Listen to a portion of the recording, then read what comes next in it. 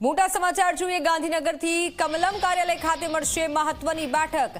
સ્થાનિક સ્વરાજની ચૂંટણીના પરિણામ બાદ આયોજન કરાયું છે બેઠકનું। મુખ્યમંત્રી ભૂપેન્દ્ર પટેલ અને ડેપ્યુટી સીએમ હર્ષ સંઘવી હાજર રહેશે। પ્રદેશ અધ્યક્ષ જગદીશ વિશ્વકર્મા સહિતના દિગ્ગજો હાજર રહેશે। આ બેઠકમાં ચૂંટણી પરિણામોનું ઝોન વાઇઝ વિશ્લેષણ થશે। મનપામાં નવી બોડી બનાવવાની પ્રક્રિયા મુદ્દે પણ ચર્ચા થશે। તો ખૂબ મહત્વની બેઠક મળવાની છે। આ બેઠકમાં ઘણી ચર્ચા કરવામાં આવશે। નવી બોડી બનાવવાની પણ પ્રક્રિયા મુદ્દે ચર્ચા થઈ શકે છે। કમલમ કાર્યાલય ખાતે મહત્વની બેઠક મળશે। સંવાદદાતા ગાંધીનગરથી હિતલ પારેખ જોડાઈ ચૂક્યા છે। હિતલ, આજે જે ખાસ બેઠક મળવાની છે, નવી જે બોડી બનશે તેના વિશે પણ ચર્ચા થઈ શકે છે। કઈ કઈ ખાસ વાત પર આ બેઠકમાં ચર્ચા થઈ શકે છે,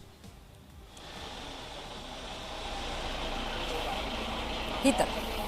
જી ચોક્કસ એવું કહી શકાય કે ભાજપ પ્રદેશ કમલમ કાર્યાલય ખાતે પ્રદેશ પ્રમુખ જગદીશ વિશ્વકર્મા અને મુખ્યમંત્રી ભૂપેન્દ્ર પટેલના અધ્યક્ષ સ્થાને મહત્વપૂર્ણ બેઠક મળશે, જેમાં નાયબ મુખ્યમંત્રી હર્ષ સંઘવી સહિત પ્રદેશ ભાજપના મહત્વના નેતાઓ અને મહામંત્રીઓ પણ હાજર રહેશે। સાથે સાથે જેમની જવાબદારી સીધી રીતે સોંપી હતી એ ઝોન વાઇઝ પણ જે હોદ્દેદારો છે તેઓ હાજરી આપશે। કારણ કે જે પરિણામો ગઈકાલે આવ્યા છે અને ભાજપનો ભલે ભવ્ય વિજય થયો હોય, પણ જે ઝોન વાઇઝ બેઠકમાં સમીક્ષા કરવામાં આવશે, કેટલા મતો કોને મળ્યા, કેવી રીતે મળ્યા, અને તેના માટેનું આખો એક એક્શન પ્લાન પણ તૈયાર કરવામાં આવશે કે જે પ્રકારે ચૂંટણીના પરિણામો આવ્યા છે એનાથી ભાજપ કયો બોધપાઠ લઈ શકે છે। સ્વાભાવિક છે કે આ બેઠકનું મહત્ત્વ એટલા માટે પણ છે કે 2027ની વિધાનસભાની ચૂંટણી આવે છે ત્યારે આ સ્થાનિક સ્વરાજ્યનો જે બેઠકોમાં મહાનગરપાલિકા હોય, તાલુકા પંચાયત, જિલ્લા પંચાયત હોય અને નગરપાલિકામાં ભાજપનો જે વોટ શેર મળ્યો છે એ તમામ મુદ્દાઓને લઈને